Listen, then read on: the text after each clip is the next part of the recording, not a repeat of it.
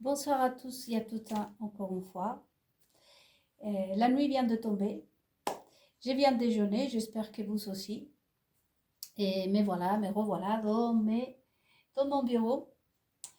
Très symbolique, comme je vous disais, à fur et à mesure de nos méditations, vous allez pouvoir reconnaître toute la symbolique, surtout ceux qui sont croyants. Que dire du vrai juif? Donc, avec la présence du roi d'Israël, est représenté dans ce drapeau.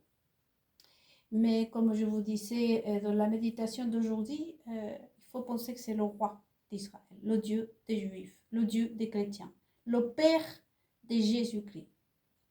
Donc c'est un drapeau qui nous représente tous.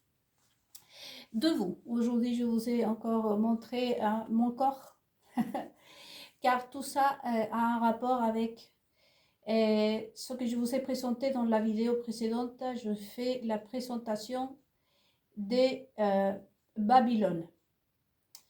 Et on vous a dit que Babylone était un système. Babylone, c'est une religion. Et tel que nous sommes représentés justement par le roi d'Israël, tous ceux que nous sommes juifs, et pour les chrétiens, c'est ce dessin que j'avais dessiné, mais qui n'est pas terminé, comme tous mes dessins. Vous avez la raison. Hein? La raison, c'est Babylone. Donc, le christianisme, tout ce qui est chrétien, Jésus-Christ est représenté par un rocher. C'est pour ça que j'ai dessiné ce rocher, qui ensuite, après, on va parler. Qu'est-ce que ça veut dire exactement être un rocher? Et tout ce qui est juif, nous sommes représentés par Dieu d'Israël. Mais les deux se relient. Donc, tel que nous sommes les chrétiens et le juif, nous avons une représentation. Alors, Babylone, elle a aussi une représentation. Et la représentation de Babylone, c'est une religion que la fondation, c'est Jézabel, ce groupe de trans qui est né en Israël à la période du roi David. Tout ça, bien évidemment, c'est biblique. Tout est dans la Bible.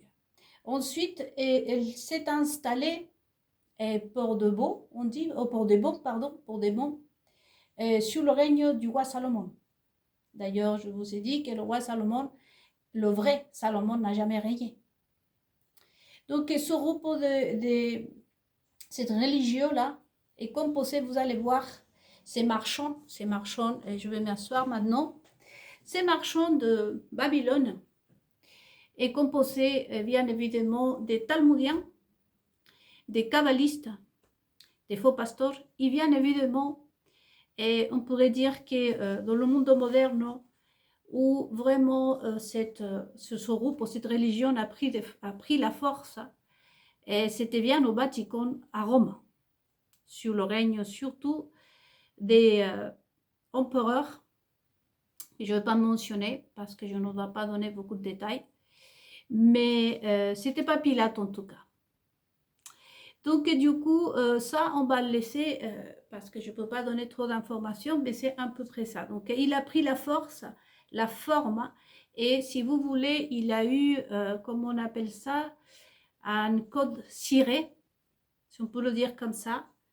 Il a eu ça, cette religion de Babylone, à Rome, justement, dans le Vatican.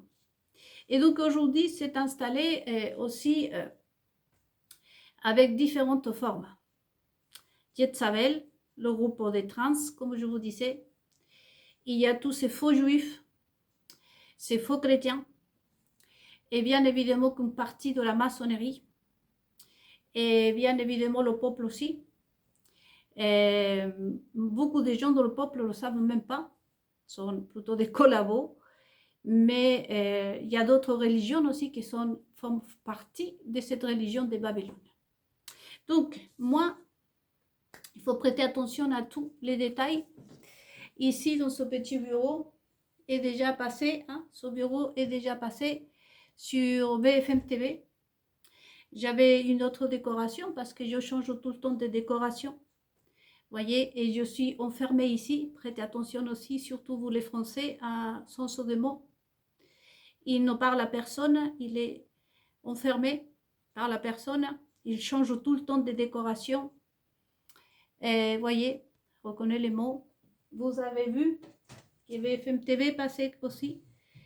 Et la même couleur, le même ordinateur qui était connecté à Google. Parce que moi, je fais mes recherches sur Google tout le temps. Traduction surtout, je fais la traduction surtout. Et donc, je m'insiste tout le temps ici. Voyez, je pense que ça, vous l'avez vu, les Français passer sur BFM TV. Quel est le rapport avec tout ça? Vous allez voir. Donc, et du coup, ça pour l'instant. Sans compter tous mes gestes, bien évidemment. Donc, et je vais commencer donc, après tout ça, à rentrer dans le noyau du sujet.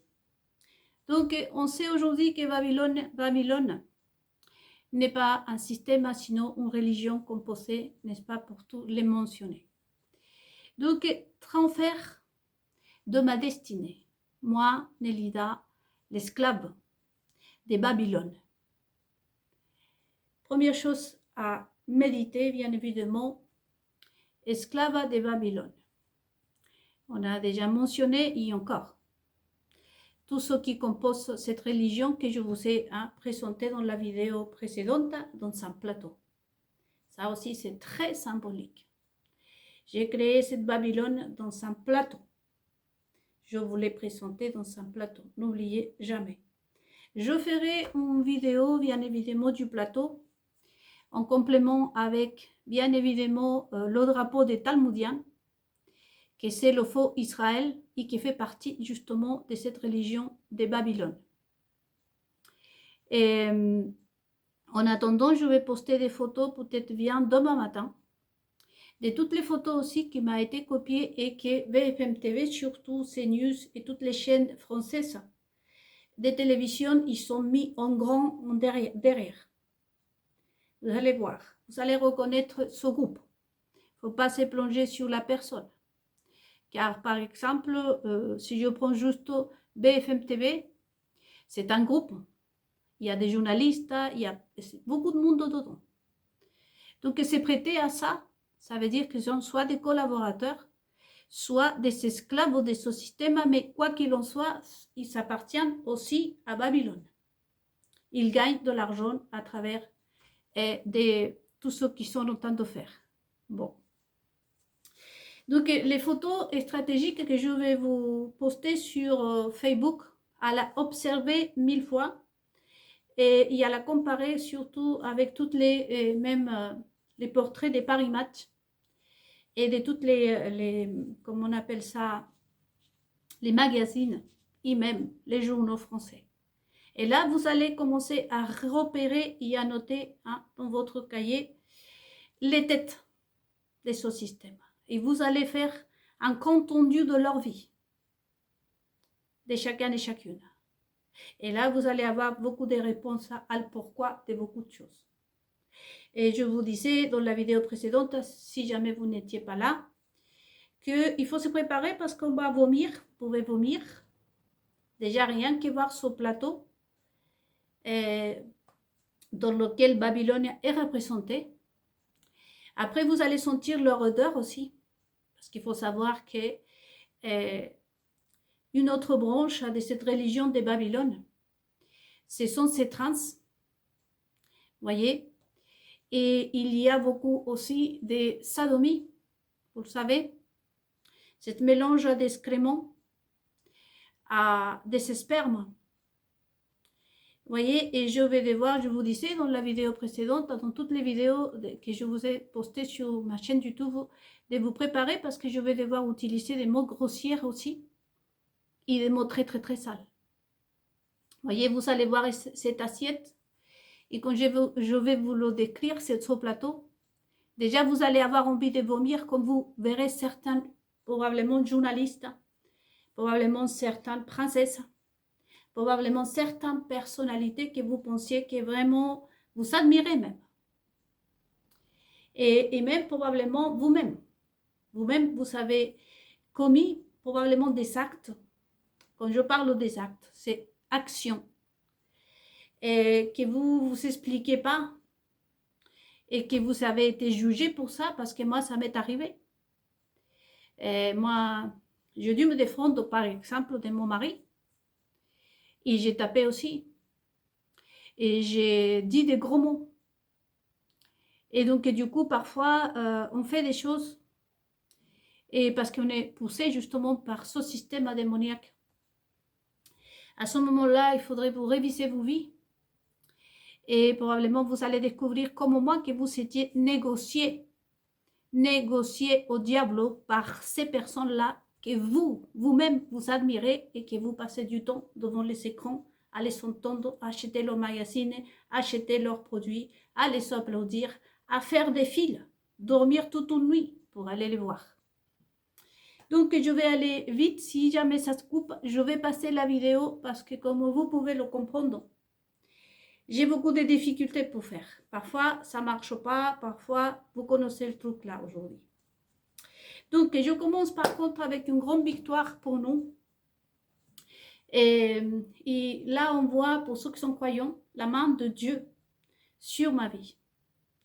Puisque j'arrive dans un moment où vraiment le démantèlement, chose qu'ils ne pouvaient pas faire, par exemple, les prophètes des années 80, des années 70, parce que je vous rappelle, à vous les Juifs surtout, qui sont tués beaucoup des prophètes. Je reviens aux Juifs qui sont morts en Argentine, que d'ailleurs, ils n'étaient pas que 80. C'est pas des Juifs, c'est pas des personnes anodines. Parmi eux, il y avait des vrais prophètes, des vrais envoyés de Dieu, pour justement faire ce travail. Tout Juif qui meurt comme ça, c'est pas anodin. Comme dans le peuple. Vous pouvez constater que dans le peuple, j'étais en train de réviser, et vous pouvez le voir vous-même, sur YouTube aujourd'hui.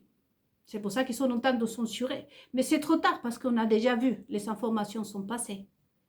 Vous allez voir que quand une famille est belle, unie, hop, il lui arrive un malheur. Soit la fille a disparu, le mari est décédé. Et je vais vous raconter à fur et à mesure l'histoire d'une personne que vous allez voir, c'est l'exemple de ce qui nous arrive à nous, le peuple. Voyez, la vie, et on se dit, la vie n'est pas parfaite. Et on nous pousse à prononcer des mots, en plus, pour mettre le tampon et dire à Lucifer, tu as raison. On nous pousse à nous sacrifier, à nous battre. Vous savez que nous, dans notre page, je n'accepte pas qu'on m'appelle la guerrière. Parce que en principe, je ne devrais même pas me battre. Puisque nous sommes des êtres humains. Et surtout ceux qui nous dirigent. Et la grande puissance, ça c'est surtout Israël. On part de la base que les dirigeants d'Israël, ils se tiennent à les lois de Moïse. Donc moi, je devrais marcher tranquillement dans les rues. Je ne devrais pas être vue comme une étrangère en venant en France. Ou quand un Français, quand un Français se déplace, même dans son propre pays, ne devrait pas avoir la peur. Donc, parce que si nous sommes tenus par les lois de Moïse, ça ne devrait pas arriver. Bon, ça c'est pour la méditation. Donc, autant les Juifs qui sont morts, autant des artistes. Il y a eu une histoire avec la chanteuse Lady Gaga, dans laquelle une dame l'accuse d'avoir assassiné sa fille pour l'avoir pris sa destinée, son destin. Il y a beaucoup de ces choses-là dans le monde de la culture, des artistes et même la politique. Tout ce monde de la télévision, ce n'est que ça. Voyez.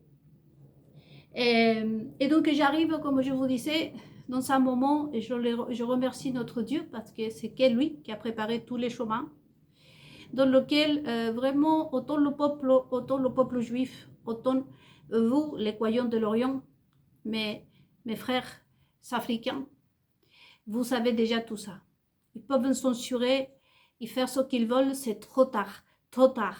Et je profite pour vous dire à vous, c'est trop tard. Vous avez tombé dans votre propre piège. Et là, on reconnaît notre Dieu. Vous avez, avant de commencer l'autre affaire de ma destinée, vous savez que quelqu'un qui voudrait reconnaître la main de Dieu d'Israël, une des caractéristiques de notre Dieu, c'est que lui, il te fait tomber dans ton propre piège. Imaginons que là, je sois en train de préparer une blague. Je voudrais cacher ici, je ne sais pas moi, une araignée en plastique pour les faire peur à ma copine. Et finalement, moi je me lève et je vais trouver une araignée pour de vrai.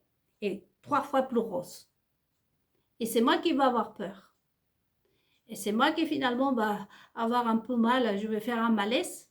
Finalement, ma copine va arriver. Il va me dire, mais Nélida, qu'est-ce qui t'arrive? Et je vais devoir raconter ce que j'étais en train de fabriquer une araignée en plastique pour te faire peur. Mais tout d'un coup, une araignée une vraie araignée a apparu chez moi. Il m'a fait tellement peur que j'ai fait un malaise. Voyez? C'est ça Dieu d'Israël. Il te fait tomber dans ton propre piège et toi-même, tu fabriques ton propre piège. Donc, si vous voulez reconnaître la main de Dieu d'Israël sur quelqu'un, vous l'observez et vous dites, toi, tu es sous la malédiction de Dieu d'Israël. Parce que tout ce que tu as fait, tout s'est retourné vers toi. Voyez? Donc, ils sont tombés dans leur propre piège. Vous allez voir ici. Et beaucoup d'épreuves. Donc, après tout ça, je vais rentrer, moi, Nélida, une esclave, bien entendu, comme on le disent, et les gilets jaunes, des anonymes, le peuple, et beaucoup de gens qui sont payés avec leur vie. J'étais en train de regarder, même en vidéo, un résumé tristement douloureux de tous les politiques, de toutes les personnes qui sont mortes ici en France, parce qu'ils voulaient parler, parce qu'ils voulaient dire des vérités. Il y a des journalistes, il y a aussi des personnes qui appartiennent à la maçonnerie, au sionisme, et aussi à la royauté, qui veulent parler, qui veulent s'exprimer, qui veulent arrêter, et qui payent avec leur vie. Ensuite, après, on le remplace, vous allez voir, on va les remplacer. Bon, donc, nous ne sommes pas le seul. Donc, moi, j'ai la bénédiction que Dieu m'a tout préparé pour qu'aujourd'hui, voyez-vous, et tout ce que je peux vous dire, c'est pas que vous allez me croire.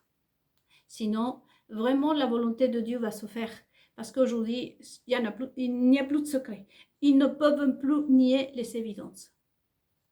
Donc, moi, l'esclave de Nélida, comme vous, plusieurs d'entre vous, la Matrix, sortir de la Matrix. Tout le monde a crié, comme je viens de vous dire. Nous vivons dans l'esclavage. Le peuple d'Israël, ça aussi, c'est l'exemple de l'esclavage. Mais aujourd'hui, le monde entier, de quel esclavage parlons-nous quand on dit que le peuple d'Israël avait été esclave en Égypte? Est-ce que c'est vraiment de cet esclavage? Quel genre d'esclavage on en parle? Mais aujourd'hui, cet esclavage qu'avait le peuple juif en Égypte, c'est l'esclavage que le monde entier suit aujourd'hui. Nous sommes victimes de ce système, de cette religion de la Babylone. Donc, j'étais en train de dire dans une vidéo en espagnol, la grande Babylone. Apocalypse, le livre de Révélation, chapitre 18. La grande Babylone a tombé. C'est la promesse de Dieu de toute façon. Nous devons le dire. babylonien a tombé. Vous avez vu, les artistes, tout le monde se demande qu'il y a certains artistes, et même tout d'un coup, c'est comme si les gens deviennent vieilles, comme si quelque chose est en train de les arriver. Il y a beaucoup comme je vous dis, des gens qui sont en train de se faire remplacer. C'est pour ça que je vous disais aujourd'hui, je me pris la peine de vraiment montrer que je suis vrai, que je suis naturelle. Parce que dans le démantèlement aussi, c'est qu'aujourd'hui vous refusez. Ces personnes-là se nourrissaient ces esprits parce que on en parlera, est-ce que les extraterrestres et tous ces trucs-là, des démons, bien sûr qui existent, se nourrissent de nos énergies. Et est-ce que ce qui est en train de se passer aujourd'hui, c'est que votre idolâtrie est en train de tomber. C'est-à-dire qu'aujourd'hui, vous dites, ah non, c'est pas parce que tu es princesse, ce n'est pas parce que tu es président, et ben toi, le je ne sais qui, tu es bien mignon, mais non, à savoir qui tu es, je ne le regarde plus, je ne l'applaudis plus. Vous êtes en train de refuser, vous êtes en train de priver ces démons de la nourriture. Et vous avez vu comment ils sont. Vous êtes en train de priver les démons de la nourriture. Parce que c'est nous qu'on le nourrissait. Donc, ce n'est pas anodin. Donc, le transfert de la destinée. Moi, négocier au diable. Comment un enfant de Dieu, que j'ai la marque de mon Dieu, je viens d'une origine d'Israël. Ma grand-mère s'est mariée vierge, croyait en Dieu. Mon grand-père, mon père, ma mère, donc toute ma famille est consacrée à Dieu. Et quand nous parlons de croire en Dieu, comme je vous disais, ce sont les tables de Moïse. Je ne suis pas talmudienne, je ne suis pas kabbaliste. Moi, je ne suis pas idolâtre. Je crois en Dieu d'Israël et dans son Fils Jésus.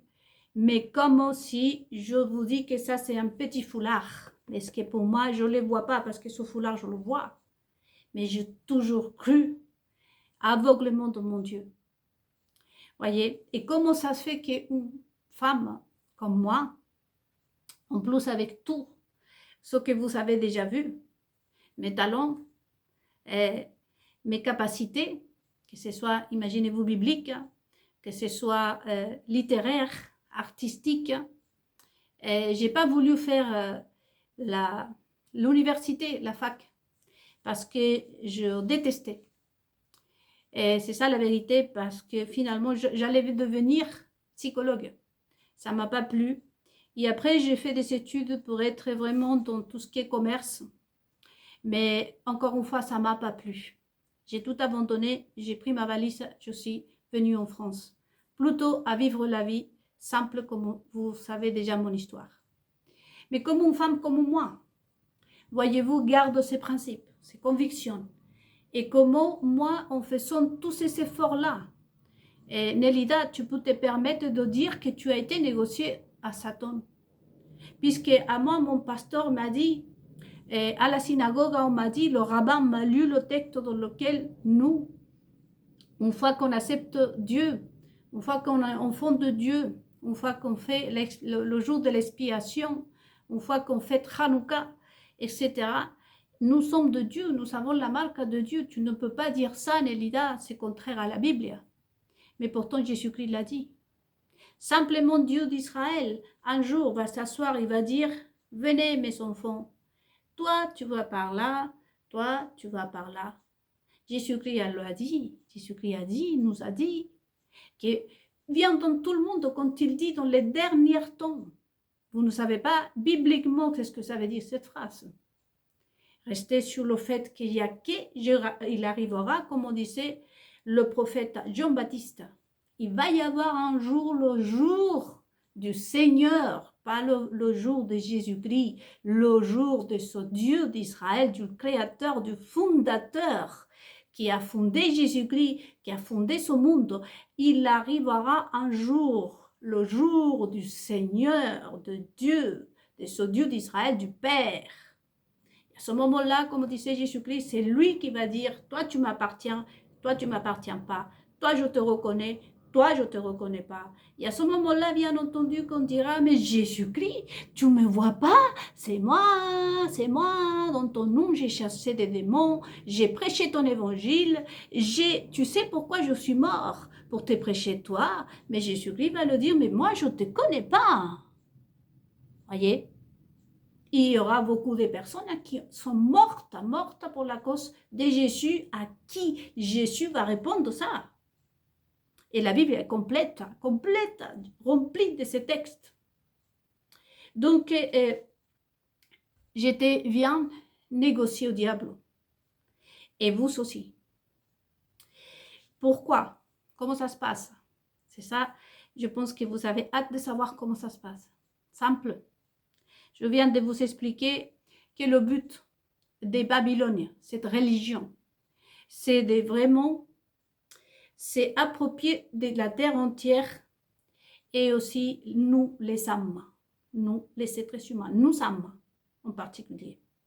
Parce que comme vous pouvez le constater, que notre corps les emporte guerre. Plus on se détruit le corps, mieux c'est pour eux. Donc, qu'est-ce qui les intéresse? C'est nous âmes. Vous savez que Jésus-Christ, il a la course pour les âmes avec le diable. Qui de deux réussit à conquérir des âmes pour le royaume? Et je vais m'arrêter là, je ne dirai pas plus. C'est la course pour les âmes. Donc, bien entendu, c'est pareil, si vous mettez deux boulangers dans une rue ou dans un arrondissement, ça sera la course pour les clients. Qui des deux boulangers a plus de clients? C'est comme ça aussi qu'on va évaluer laquelle des boulangeries est la meilleure. Si par exemple, il y a ma copine qui a une boulangerie et moi j'ai la mienne. Et donc chez ma copine, il y a plus de monde qui se déplace. Elle a un chiffre d'affaires 3 fois